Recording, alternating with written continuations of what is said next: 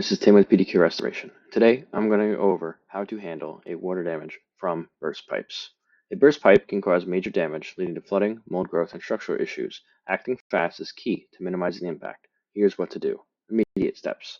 Shut off water. Locate and turn off the main water valve to stop flooding. Turn off electricity. Avoid electrical hazards by shutting off power in affected areas. Remove standing water. Use a wet/dry vacuum, towels, or a mop to clear excess water.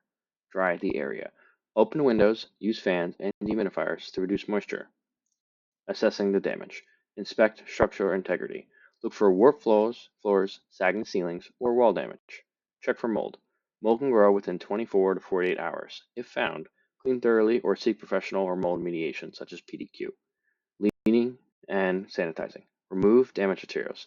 Discard soaked carpets, drywall, and insulation. Disinfect surfaces. Use cleaning solutions to kill bacteria and mold spores, especially in bathroom and kitchens.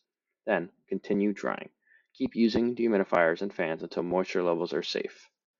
Professional help and insurance. Hire restoration experts. Professionals ensure thorough drying, cleaning, and repairs such as PDQ. Document damage for insurance. Take photos, keep records, and file a claim promptly. Prevention tips. Regular plumbing maintenance. Check pipes for leaks and replace worn-out sections. Insulate pipes. Prevent freezing pipes in cold weather. And install leak detectors. Get alerts for leaks before major damage occurs.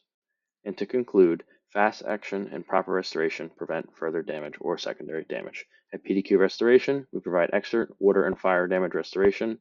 Please give us a call today.